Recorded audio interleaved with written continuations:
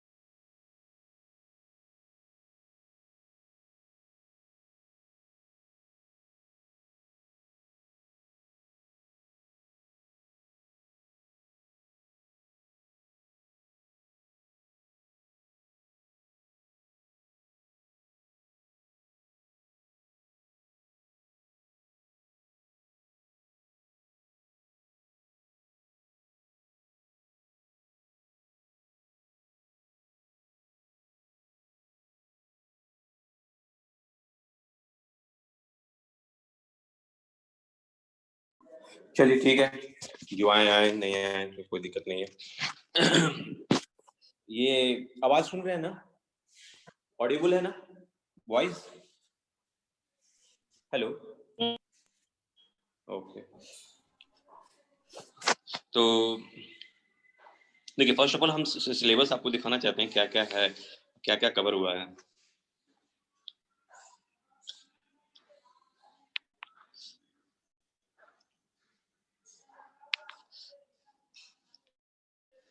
देखिए,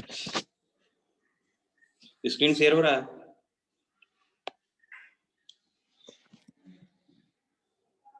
देखिए, तो फर्स्ट आपका जो फर्स्ट मॉड्यूल है, फर्स्ट मॉड्यूल में आईओटी बेसिक इंट्रोडक्शन आईओटी का हम लोग डिस्कस किए थे, एंड कनेक्टेड वर्ल्ड, मतलब उससे रिलेटेड जो भी है, जो इंट्रोडक्शन में जो पार्ट हुआ था कि कहाँ कहाँ यूज हो सकता है, मतलब कि इंडस्ट्री में भी यूज हो सकता है, और सब जो हम लोग डिस्कस किए थे। उसके बाद architecture of IoT, architecture of IoT जो 4 लेयर बताया था, वो बहुत सा बुक में 7 या 5 लेयर में डिस्कस किया है, लेकिन 4 लेयर में भी जो आप लोग जो आप लोग का जो टेस्ट लिया था, तो उसमें जो आप लोग मतलब आगे पीछे करके सीक्वेंस में नहीं लिखे थे, तो उसको सीक्वेंस में लिखना है। मतलब कि first of all device, after that sensor, after that gateway, after that protocol, after that cloud. तो बहुत लोग क्या किए थे, आगे पीछे करके लिखे थे, लेकिन नहीं, आपको सिस्टमेटिकली दिखाना है, क्योंकि यहाँ पर हम ड्रॉ नहीं कर पा रहे ना, तो कैसे हो रहा है। तो लेकिन एक सिस्टमेटिक वे से लिखेंगे तो हम वो पता चलेगा कि सीक्वेंस में वो जा रहा है। वो आर्किटेक्चर ऑफ आईओटी। सिक्योरिटी हम लोग डिस्कस नहीं किए हैं, सिक्योरिटी इशू का उतना डिटेल डिस्कस नहीं किए हैं, थोड़ा सा भी नहीं किए हैं। अपॉर्चुनिटी फॉर आईओटी, मतलब कि बेनिफिट ऑफ आईओटी, और ये सब डिस्कस हुआ है। कि सिक्योरिटी छोड़ के बाकी सारा जो है फर्स्ट मॉड्यूल का इंट्रोडक्शन का पार्ट, उससे क्वेश्चन रहेगा। वेब ऑफ थिंग्स से क्वेश्चन नहीं रहेगा, वेब ऑफ थिंग्स से उतना हम डिटेल डिस्कस नहीं किए हैं, वहां पर प्रॉब्लम भी हो रहा था, तो वेब ऑफ थिंग्स को क्वेश्चन नहीं रहेगा। उसके बाद यूनिट 2 हम लोग डिस्कस नहीं किए हैं, यूनिट 2 से क्वेश्चन नहीं रहेगा। उसके बाद यूनिट 3 वायरलेस प्रोटोकॉल, जो भी प्रोटोकॉल डिस्कस किए हैं वहां से कनेक्टिविटी ऑप्शन, कनेक्टिविटी ऑप्शन में जो जो डिवाइसेस के बारे में डिस्कस हुआ है, और पीपीटी भी मैं ऑलरेडी शेयर कर चुका हूं कि ब्लूटूथ, जिगबी और भी जितना है उसके बारे में,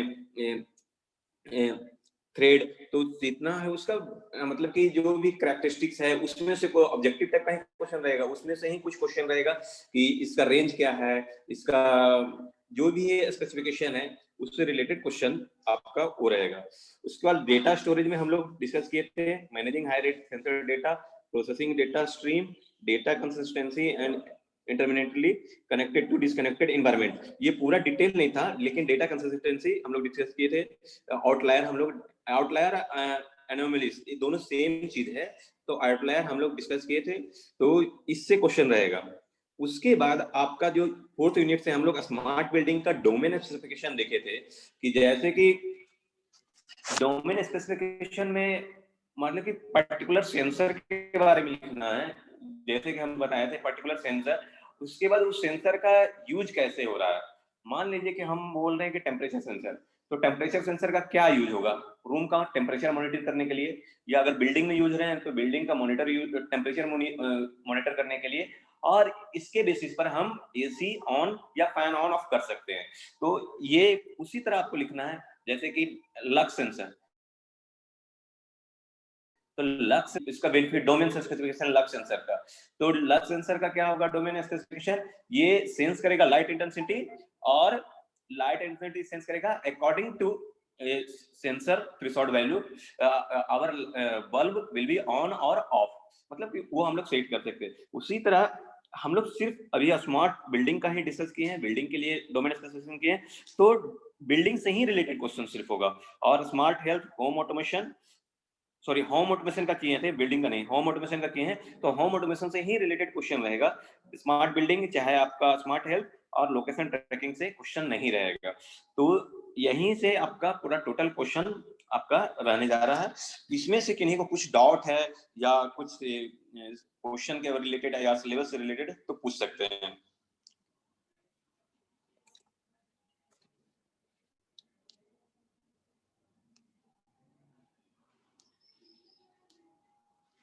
हेलो,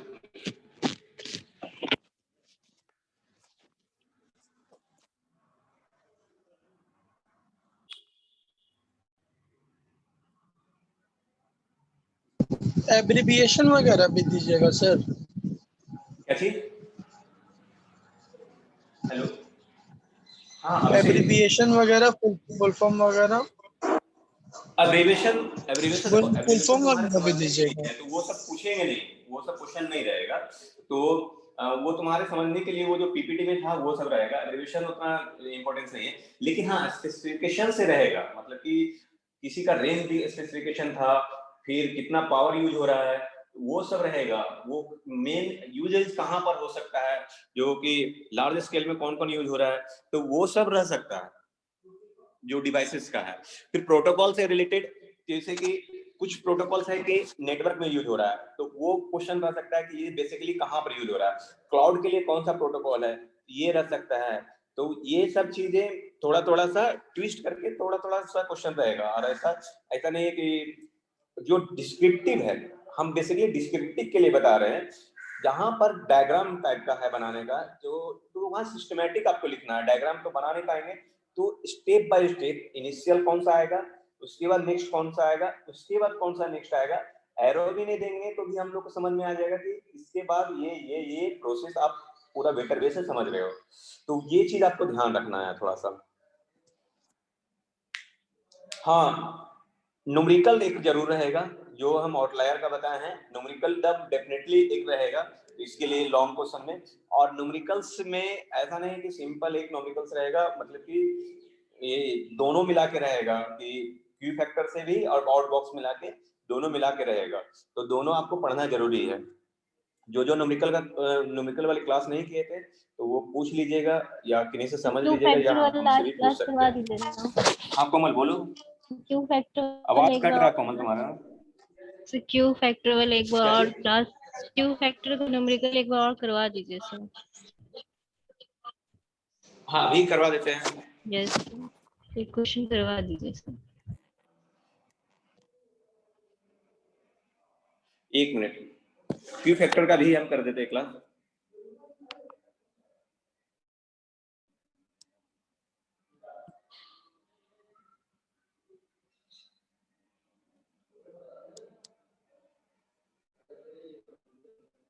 एक मिनट रुकना।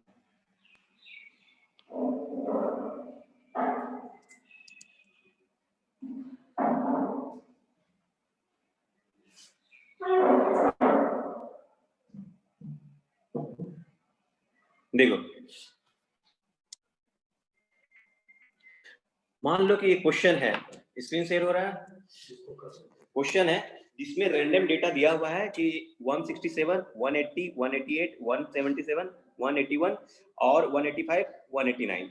तो बोल रहा है, पूछ रहा है, क्वेश्चन पूछ रहा है कि is 167 is an outlier in this set data, और टेस्ट जो बोल रहा है कि 95% कॉन्फिडेंस बोल रहा है, 95% कॉन्फिडेंस बोल रहा है। तो इसके लिए आपको अलग से चार्ट दिया रहेगा, नहीं दिया हुआ है, जैसे कि हम क्वेश्चन में तो नहीं दे पाएंगे, तो हम व्हाट्सएप में शेयर कर देंगे आपको चार्ट उसका कि कॉन्फिडेंस लेवल के लिए कैसे चेक करते हैं।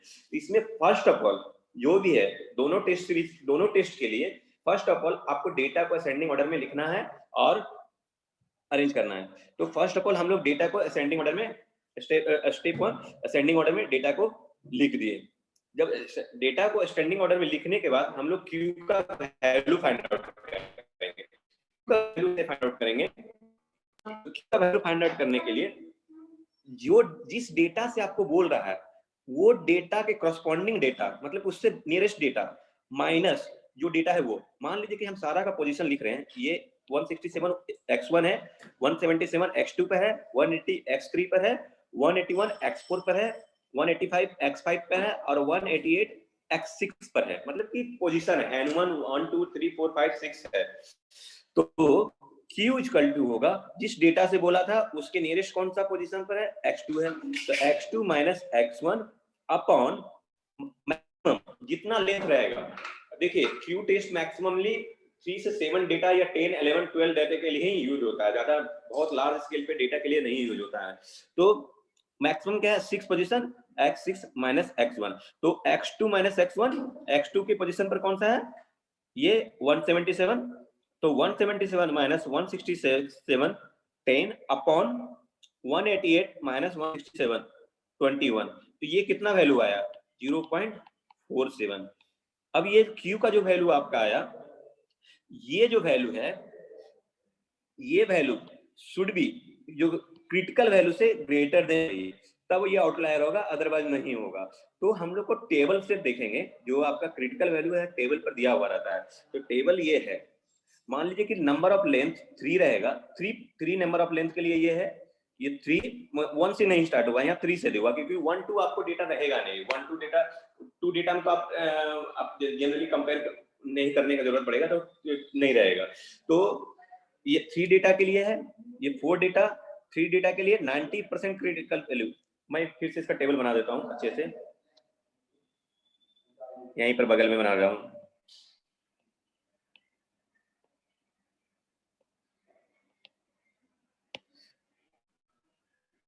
ये एन है, डेटा लेंथ है, डेटा लेंथ है, तो एन इक्वल जो 3 रहेगा, ये 90% कॉन्फिडेंस लेवल है, ये 95% कॉन्फिडेंस लेवल और ये 99% कॉन्फिडेंस लेवल। तो एन इक्वल टू जब 3 लेंथ रहेगा तो 0.941, ये क्यू का वैल्यू है, क्यू क्रिटिकल 941, ये 0.970, ये 0.994। इसी तरह जब डेटा लेंथ 4th रहेगा तो 0.765, 0.829, 0.926। उसके बाद लेंथ 5 रहेगा तो 0.642, 0.710, 0.821। उसके बाद जब 6 डेटा रहेगा 0.560, 0.625, 0.740। देखिए हमारा जो ये क्वेश्चन था उसमें कितना है, 6 डेटा ही है। हमारा जो क्वेश्चन है उसमें 6 डेटा है, तो 6 डेटा के लिए आप देखिए कॉन्फिडेंस लेवल कितना बोला जा रहा है, 95% कॉन्फिडेंस लेवल। तो 95% कॉन्फिडेंस लेवल में क्रिटिकल वैल्यू क्या होगा, 6 डेटा के लाइन में देखेंगे और 95% कॉन्फिडेंस लेवल के में देखेंगे, तो कौन सा कॉन्फिडेंस लेवल में कौन सा वैल्यू आएगा, क्रिटिकल का वैल्यू 0.625। आपका जो क्यू टेस्ट है, आपका जो क्यू टेस्ट आया है 0.4 0.47 आया है। तो 0.47 आया है और Q क्रिटिकल क्या है? Q क्रिटिकल है 0.625। 0.625। तो देखिए अब क्या है, ये सेटिस्फाई कर रहा है क्या? Q greater than Q critical नहीं कर रहा है सेटिस्फाई, देन ये आउटलायर नहीं हो। तो ये यही सेम प्रोसेस से आपको चेक करना है। अभी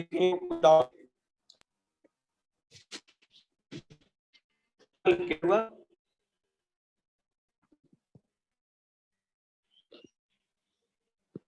हेलो, यस सर, समझ में आ गया सर। हाँ तो ये इसमें तो क्वेश्चन कैसे रहेगा? समझ हुआ कि 90% के लिए वो 95% लेवल ये ऑर्डर हो जाएगा। तो इससे भी आ सकता है वो, मतलब कि एम्पैथी भी नहीं रहे आपको। हाँ क्वेश्चन रहेगा इस लेवल का कॉन्फिडेंस लेवल के लिए ये आउटलायर है, तो आप वहां से देखोगे और क्यू क्रिटिकल को और क्यू टेस्ट को कंपैरिजन करना है आपको। तो उस बेसिस से आपको फाइंड आउट करना है कि किसके लिए ये आउटलायर होगा, किसके लिए ये आउटलायर नहीं होगा। किन्हीं को और कुछ डाउट है तो पूछिए।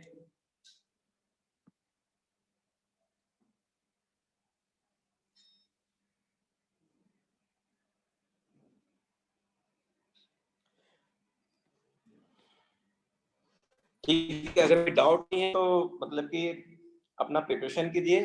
आज यहीं तक छोड़ देते हैं, आगे आगे स्टडी को नहीं कंप्लीट करेंगे।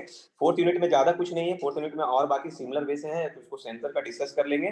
और उसके बाद आपका सेकेंड यूनिट और फिफ्थ यूनिट भी आपका प्रैक्टिकल है, तो मतलब कि जो होना चाहिए। तो सेकेंड यूनिट और फिफ्थ यूनिट, और उसके बाद लास्ट में जो हमारा है WOT डिस्कस करेंगे, वेब ऑफ थिंग्स डिस्कस करेंगे, क्योंकि IoT का जब पार्ट कंप्लीट हो जाएगा उसके बाद हम उसको वेब ऑफ थिंग्स को डिस्कस करेंगे। अगर किसी को कुछ डाउट है तो पूछ सकते हैं, अदरवाइज क्लास लेफ्ट कर सकते हैं।